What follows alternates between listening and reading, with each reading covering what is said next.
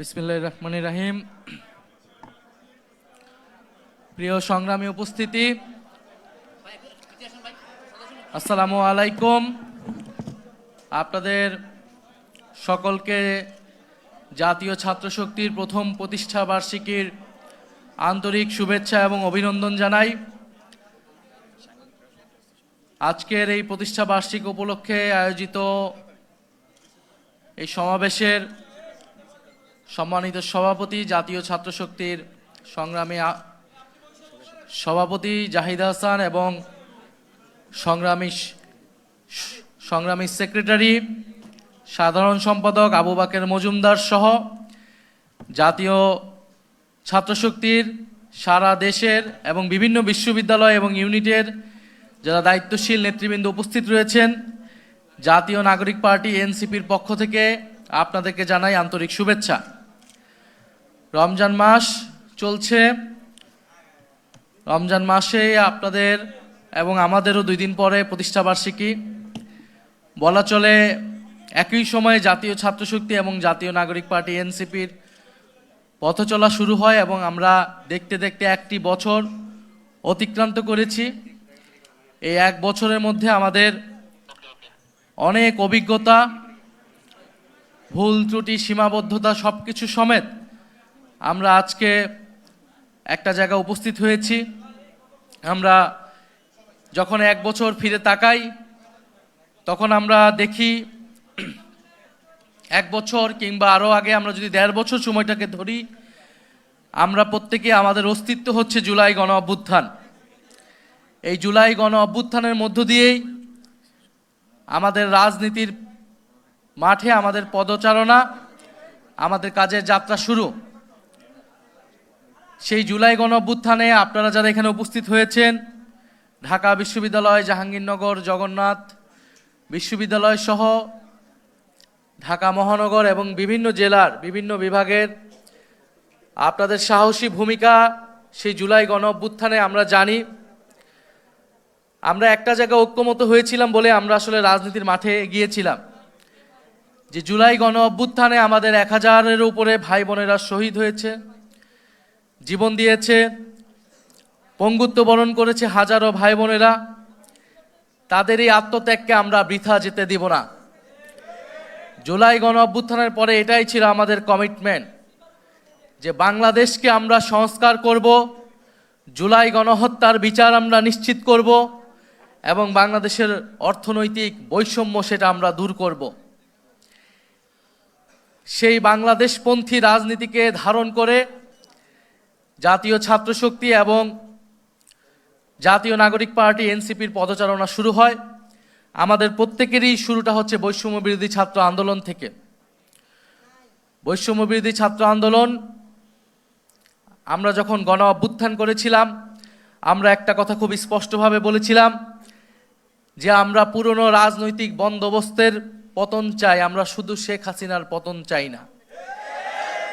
আমরা তো শেখ হাসিনা সরকারের পতন অবশ্যই চাই, পাশাপাশি আমরা রাষ্ট্র সংস্কার করতে চাই, এমন একটা বন্দোবস্ত প্রতিষ্ঠা করতে চাই যেখানে বারবার বাংলাদেশকে স্বৈরতন্ত্রের কবলে পড়তে হবে না। বাংলাদেশকে বারবার বাংলাদেশের ছাত্র জনতাকে রাজপথে এসে জীবন দিতে হবে না। এদেশের মানুষের বৈষম্য দূর হবে, এদেশের মানুষের অধিকার নিশ্চিত হবে, এদেশের স্বাধীনতা, সার্বভৌমত্ব এবং জাতীয় মর্যাদা নিশ্চিত হবে। বাংলাদেশ কারো তাবেদার রাষ্ট্রে পরিণত হবে না।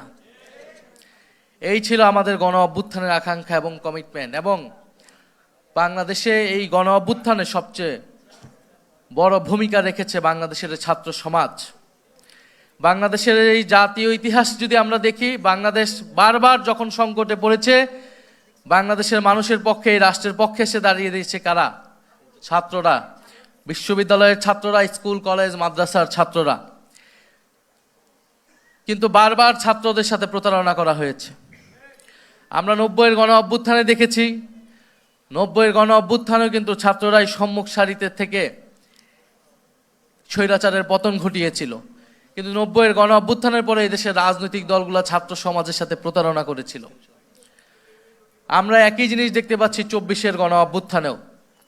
24-এর গণ অভ্যুত্থান করেছে ছাত্ররা, জীবন দিয়েছে সাধারণ মানুষ, কিন্তু তার ফল ভোগ করছে এখন নানান রাজনৈতিক শক্তিরা।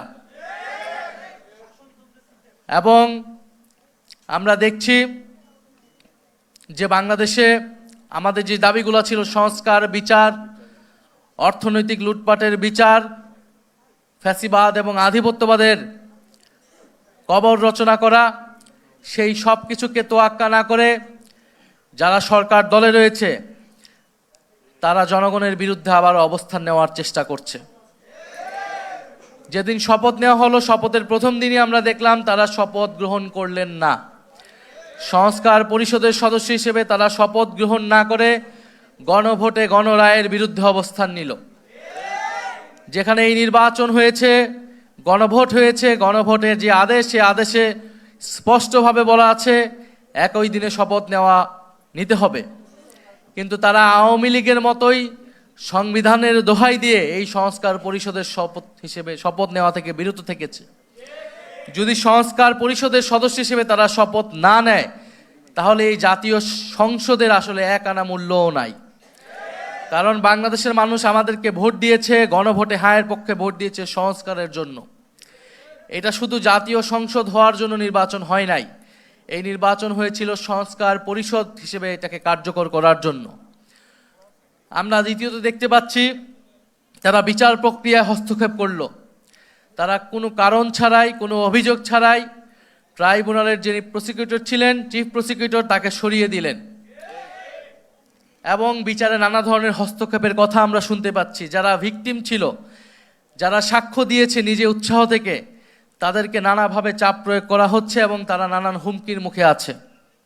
ফলে আমরা খুবই সন্দিহান যে বিচার প্রক্রিয়াও সুষ্ঠুভাবে এই সরকারের আমলে হবে কিনা, সেটা নিয়ে আমাদের মনে, জনগণের মনে সন্দেহ তৈরি হয়েছে। তৃতীয়ত আমরা দেখছি, আপনারা দেখেছেন যে বাংলাদেশ ব্যাংকের গভর্নরকে কিভাবে নির্লজ্জভাবে মব তৈরি করে অগণতান্ত্রিকভাবে বাংলাদেশ ব্যাংক থেকে সরিয়ে দিয়ে একজন ঋণখেলাপি একজন ব্যবসায়ীকে বাংলাদেশ ব্যাংকের গভর্নর হিসেবে নির্লজ্জভাবে বসানো হয়েছে। বাংলাদেশে বিগত সময়ে প্রায় 30 লাখ কোটি টাকা লুটপাট করা হয়েছে, বিদেশে পাচার করা হয়েছে। এই গণ অভ্যুত্থানের পরে অন্তর্বর্তী সরকার নানান ব্যর্থতা এবং সীমাবদ্ধতা সহ এই অন্তর্বর্তী সরকারের গভর্নর চেষ্টা করে যাচ্ছিল সেই লুটপাটের টাকাগুলোকে ফেরত আনার এবং এই লুটপাটের টাকার সাথে যারা জড়িত, এই লুটপাটের সাথে আওয়ামী লীগের ফ্যাসিস্টদের সাথে যারা ব্যবসায়ী এবং আমলা রয়েছে তাদেরকে বিচারের আওতায় আনা। কিন্তু আমরা দেখছি সেই বিচার প্রক্রিয়াকে ভণ্ডুল করতে, ঋণখেলাপিদেরকে আরও সুযোগ সুবিধা করে দিতে, আর্থিক লুটপাটের পথকে প্রশস্ত করতে বাংলাদেশ কেন্দ্রীয় ব্যাংককে দখলের একটা নির্লজ্জ চেষ্টা করলো সরকার দল। অথচ তারা এর আগে বলেছে তারা যখন সরকারে ছিল তারা কখনোই রাজনৈতিক বিবেচনায় বাংলাদেশ ব্যাংকে গভর্নর বসায়নি। ফলে যারা নির্বাচনের আগে একরকম কথা বলেছে, নির্বাচনের পরে একরকম কথা বলেছে, আমরা নির্বাচনের আগেই জনগণকে এই বিষয়ে সতর্ক করেছি। আমরা জানি জনগণ তাদের বিপক্ষেই ভোট দিয়েছিল। নানান ইঞ্জিনিয়ারিং করে তারা ফলাফলটাকে নিজেদের পক্ষে নিতে সক্ষম হয়েছে। সংসদে পরিকল্পিতভাবে 2/3 সংসদ সদস্য পদ তাদের নিজেদের আওতায় রেখেছে, যাতে তারা নিজেদের মতো আইন এবং বিচার তৈরি করতে পারে। যেরকমটা 2008 সালে আমরা দেখেছিলাম আওয়ামী লীগ একচেটিয়াভাবে বিরোধীদেরকে এক পাশে ঠেলে নিজেদের সংসদ করায়ত্ত নিয়ে সংবিধানকে নিজেদের মতো পরিবর্তন করে দেশকে নিজেদের মতোভাবে পরিচালিত করেছে। আজকের সরকার দল তাদের কার্যক্রম, আচার আচরণ দেখে মনে হচ্ছে তারা সেই পথেই হাঁটছে, সেই পথেই হাঁটার চেষ্টা করছে। আমরা খুব স্পষ্টভাবে বলেছি, বাংলাদেশে নতুন কোনো স্বৈরতন্ত্রের উত্থান আমরা ঘটতে দিব না। উত্থান ঘটতে হলে আমাদের জীবনের উপর দিয়ে সেটা হতে হবে। ফলে সংস্কার প্রক্রিয়া বাস্তবায়ন হতেই হবে। যদি সংসদে না হয়, সেই লড়াই রাজপথে গড়াবে। আমরা সেই লড়াই রাজপথে গড়াতে চাই না। আমরা চাই মানুষ ভোট দিয়েছে, যেরকমই ফলাফল হয়েছে আমরা সেটা আপাততকালীন একসেপ্ট করে আমরা সংসদে গিয়েছি। সংসদে আলাপ আলোচনার মাধ্যমে আমরা এগুলার সমাধান করব। কিন্তু সংসদ অবশ্যই সংস্কার পরিষদ হতে হবে। যদি সংস্কার পরিষদ না হয়, সংসদে যদি কথা বলার জায়গা না থাকে, তাহলে সেই লড়াই রাজপথে গড়াবে। আমরাও রাজপথের প্রস্তুতি আমরা নিচ্ছি ইনশাল্লাহ।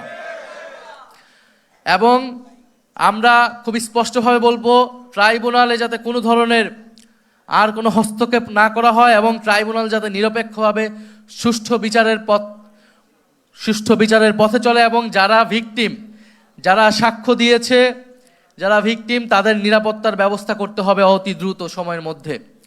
এবং আমরা দাবি জানাচ্ছি কেন্দ্রীয় ব্যাংকের এই গভর্নরকে সরিয়ে দ্রুত সময়ের মধ্যে একজন দক্ষ এবং যোগ্য, আপনারা আপনাদের পছন্দ অনুযায়ী দেন, কিন্তু দক্ষ, যোগ্য এবং সৎ ব্যক্তিকে বাংলাদেশ ব্যাংকের গভর্নর হিসেবে বসাতে হবে।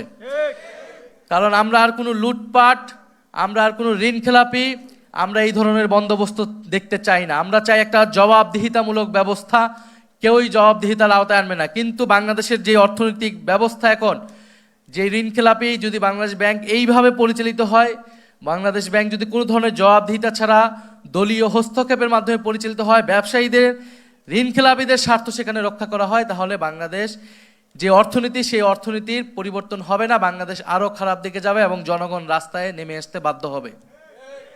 ফলে আমরা চাই বাংলাদেশ একটি সামনের দিকে আগাবে। বাংলাদেশে রমজান মাস, দ্রব্যমূল্যের ঊর্ধ্বগতি হচ্ছে। নতুন সরকার হিসেবে আমরা এখনো ছাড় দিয়ে যাচ্ছি, আমরা এই বিষয়ে কড়া অবস্থান নিচ্ছি না।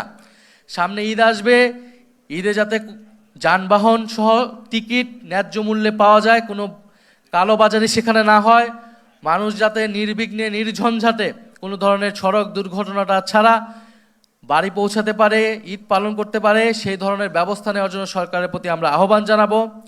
জাতীয় ছাত্র শক্তির প্রতি আমাদের শুভকামনা থাকবে, আমাদের আহ্বান থাকবে, আপনারা সারা বাংলাদেশে নতুন করে সংগঠিত হন। আপনারা আপনাদের শিক্ষা প্রতিষ্ঠানগুলোতে যাতে ঠিকভাবে পড়াশোনার কার্যক্রম পরিচালিত হয়, প্রশাসন যাতে নিরপেক্ষভাবে কাজ করে, বিশ্ববিদ্যালয়গুলো যাতে আবারও স্বৈরতন্ত্রের আঁতুড়ঘরে পরিণত না হয়, হলগুলো যাতে আবারও গণরুম, গেস্ট রুমে পরিণত হতে না পারে, সেটার দায়িত্ব কিন্তু জাতীয় ছাত্র শক্তির। জাতীয় ছাত্র শক্তির গণ অভ্যুত্থানের আকাঙ্ক্ষাকে ধারণ করে বাংলাদেশের শিক্ষার্থী সমাজের পাশে তাদের অধিকারের পক্ষে থাকবে। বিশ্ববিদ্যালয়গুলোতে, কলেজগুলোতে যাতে গণতান্ত্রিক পরিবেশ থাকে, কথা বলার অধিকার থাকে, সেটা নিশ্চিত করার দায়িত্ব জাতীয় ছাত্র শক্তির। এবং শহীদ পরিবারগুলোর পাশে আপনারা থাকবেন, আহত যোদ্ধাদের পাশে আপনারা থাকবেন। একটা কথা শোনা হচ্ছে যে পুলিশ হত্যার তদন্ত নাকি আবার করা হবে। জুলাই গণ অভ্যুত্থানের সময় সেই যে যুদ্ধ পরিস্থিতি, যদি বিচার নিশ্চিত করতে হয়, অবশ্যই আগে যারা জুলাই গণ অভ্যুত্থানে জুলাই যোদ্ধা যারা আহত হয়েছে, শহীদ হয়েছে, তাদের বিচার আগে নিশ্চিত করতে হবে। পুলিশ বাহিনীকে আমরা, সমগ্র পুলিশ বাহিনী কিন্তু দায়ী ছিল এই অপরাধের জন্য, এই গণহত্যা সংঘটিত করার জন্য। কিন্তু আমরা সমগ্র পুলিশ বাহিনীকে কাঠগড়ায় দাঁড় করিয়ে নেই। আমরা বলেছি যারা অভিযুক্ত ব্যক্তি শুধু তাদেরকে আমরা বিচারের আওতায় আনবো, আর পুরো বাকি পুলিশ বাহিনী যাতে সংস্কারের মধ্য দিয়ে জনগণের পক্ষের বাহিনী হিসেবে আবার কাজ করে। ফলে এই মীমাংসিত বিষয় নিয়ে যদি আবার বিতর্ক তৈরি করা হয়, তাহলে জনগণ বাধ্য হবে রাজপথে নামতে। দিয়েছি তো রক্ত, রক্তের বন্যায় ভেসে যাবে অন্যায়। শহীদ ওয়াসিম মুক্ত, শেষ হয়নি যুদ্ধ। শহীদ ওয়াসিম মুক্ত, লড়াই লড়াই লড়াই চাই, সেই লড়াইয়ে জিততে হবে। প্রিয় বন্ধুগণ, আমরা আবারও শীঘ্রই সারা দেশে যাব জাতীয় নাগরিক পার্টি এনসিপির পক্ষ থেকে। আমরা সকল শিক্ষার্থীদের সাথে কথা বলবো, কারণ আমরা মনে করি এনসিপির জার্নিটাই হয়েছে ছাত্র আন্দোলনের মধ্য দিয়েই। ছাত্ররাই হচ্ছে আমাদের এই আন্দোলনের মূল চালিকা শক্তি। জাতীয় নাগরিক পার্টির এনসিপিরও মূল চালিকা শক্তি হচ্ছে ছাত্ররা এবং জাতীয় ছাত্র শক্তি। ফলে জাতীয় ছাত্র শক্তির সাথে জাতীয় নাগরিক পার্টি এনসিপি আমরা একত্রে আমাদের যে উপর যে অর্পিত দায়িত্ব দেশের জনগণ দিয়েছে, সেই দায়িত্ব আমরা মেনে সামনের দিকে আগাবো। জাতীয় ছাত্র শক্তি বাংলাদেশের জনগণের পক্ষে সেই ভ্যানগার্ডের ভূমিকায় থাকবে, সেই প্রত্যাশা রইল। এবং প্রতিষ্ঠাবার্ষিকীর আবারও সকলকে শুভেচ্ছা এবং অভিনন্দন জানাচ্ছি। আসসালামু আলাইকুম।